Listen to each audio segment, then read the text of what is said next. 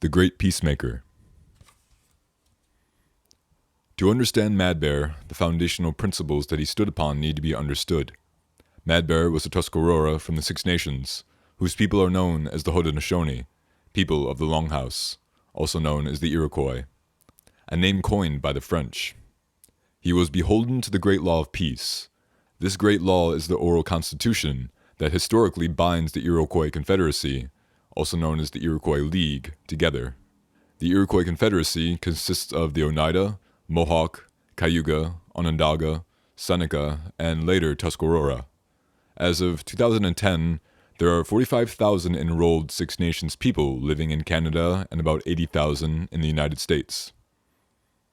Great Law of Peace. The Great Law of Peace is the oldest constitution in North America, defining a system of participatory democracy that has sustained the Iroquois Confederacy since 1570, or possibly 1,000 years ago. At a time of terrible war, say tribal elders, a great peacemaker, the Gondowida, emerged, with the help of Hiawatha, of the Onondaga, to inspire the warriors of the Five Nations to bury their weapons of war. The peacemaker planted on top of the weapons a sacred tree of peace, and established a code of laws called Gainere Goa.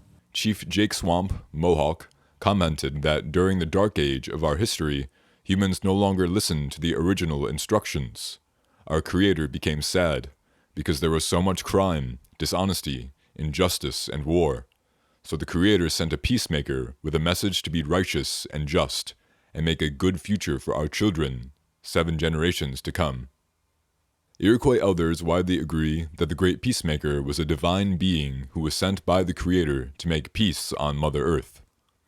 The Great Peacemaker is said to have been the result of an immaculate birth on the shores of the Great Lakes. The Great Peacemaker established a theocratic council of clan and village chiefs to govern the Confederacy. In each tribe, which had a matrilineal kinship systems of descent and property holding, power was shared between the sexes, matriarchy. Men held the positions of hereditary chiefs throughout their mother's line. Clan mothers ruled on the fitness of chiefs and could dispose of ones they opposed. Most decisions in the council, in the Longhouse, were made by consensus, to which each representative had an equal vote. No parties existed. All were on the side of the Great Spirit. The Great Peacemaker set up a system of government which the United States attempted to emulate. If you look at the original 5 nations, the nation of the Onondaga acts like the presidential office. The Cayuga and Oneida nations act like the Senate. The Mohawk and Seneca nations act like the House of Representatives. This is a separation of powers. Chief Jake Thomas of the Cayuga said this about the Peacemaker: "There will be no more warriors from henceforth. Nobody will injure the Confederacy." So he, the Peacemaker, elevated all of the chiefs. He said you have to have one head, one heart, and one mind, like one body, and that's how peace will work. It all works together. Many hundreds of people, if they all think the same, that's just like one body, one unanimous decision. Just like one person may decide for himself, these hundreds, maybe thousands of people who all think that way make it powerful. Peace will replace war. There will be nothing but peace. Tadadaho. Prior to the complete unification of the 5 nations, one obstacle stood in the way. That was the evil Tadadaho from the Onondaga. He was said to be so evil that his body was twisted and snakes grew from his head. The Peacemaker's message had begun to spread and was changing the minds of the people. One of the people who had accepted the good words of the Creator and decided to help the Peacemaker was Hiawatha. Tadadaho was so determined to stop this message of peace. He was so determined that he killed Hiawatha's daughters. Grief-stricken, Hiawatha was no longer able to spread the Creator's words with the Peacemaker. While grieving, Hiawatha found words that would help console others who lost loved ones. He devised a method to remember these words by stringing purple and white freshwater clamshells together on strings. Hence the first wampum was made. Once Hiawatha's mind was clear, He and the Peacemaker, along with 49 other leaders from the Five Nations, were able to confront the evil Tadadaho again. The message of peace eventually won over the Tadadaho, and he was driven to tears. The men combed the snakes from his hair, and Tadadaho became the 50th chief of the Five Nations. In addition, he was designated the Chief of Chiefs, and his name, Tadadaho, became the title of this exalted position at the head of the Iroquois Confederacy. The Peacemaker and the 50 chiefs symbolized their union of peace by uprooting a great white pine tree, and they threw their weapons of war into the hole, and a mighty stream washed away their weapons of war.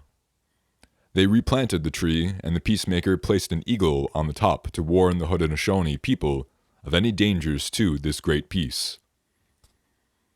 The Hiawatha Wampum Belt was made to record the event of the Five Nations joining together in peace. Each nation is represented, with the Onondagas symbolized in the middle via the Great White Tree of Peace. U.S. Constitution modeled after the Great Law of Peace. When the first Europeans swept into the northeast of the New World, far from finding an organizational blank canvas on which to create a brand new system of government, they instead encountered a highly organized, very powerful alliance of 5 nations that controlled a giant expanse of territory, from the St. Lawrence River south to Pennsylvania and west into Illinois. The Iroquois League was, and is still, the oldest participatory democracy on Mother Earth. The Founding Fathers of America were so impressed with the Iroquois Confederacy's peaceful system of governance that they made a great effort to emulate it. Unfortunately, they left out matriarchy and divided up into political systems, parties. Chief Jake Swamp said that the Great Law of Peace served as a model for the U.S. Constitution. We know that our ancestors met personally with Benjamin Franklin, Thomas Jefferson, James Madison, and others involved in drafting the U.S. Constitution. Senate Resolution 331 from the 100th Congress in 1988 acknowledges that the confederation of the original 13 colonies into one republic was influenced by the Iroquois Confederacy, as were many of the democratic principles which were incorporated into the Constitution itself. The Longhouse. The Longhouse religion is the most popular name of the religious movement known as the Code of Handsome Lake, or Good Message. Founded in 1799 by the Seneca prophet, Handsome Lake. This movement combines and reinterprets elements of traditional Iroquois religious beliefs with elements adopted from Christianity, primarily from the Quakers. Originally, the Good Message was known as the New Religion in opposition to the prevailing nature-based beliefs, but has since become known as the Old Religion in opposition to Christianity. The Longhouse religion emphasizes thankfulness to the Creator for what has been provided in the course of the seasonal changes. It involves returning thanks to the Creator and expressing gratitude for the existence of various terrestrial and celestial beings, spirit forces in the world, as well as those in people's dreams or visions, and those in traditional stories. The Iroquois acknowledge, honor, and please the spirit forces through ceremony.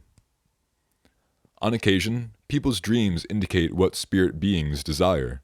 In return, it is believed that the spirit forces will continue their duties for the benefit of the Haudenosaunee people. Each spirit force is recognized and celebrated at a ceremony, based around cycles, seasons, and astrological events, and has a traditional set of rites, dances, songs, and speeches, appropriate to it. The food associated with the spirits being honored is served at a feast at the end of the ceremony. Mad Bear, Great Law of Peace, and Teachings of the Longhouse. Mad Bear held the doctrines of the Peacemaker and the teachings of the Longhouse close to heart. They established within him a high moral code to follow. Mad Bear advocated peace and nonviolence, following the Creator's original instructions, living righteously, returning to matriarchy, governing via consensus, and always keeping the next 7 generations in mind. The Great Law of Peace.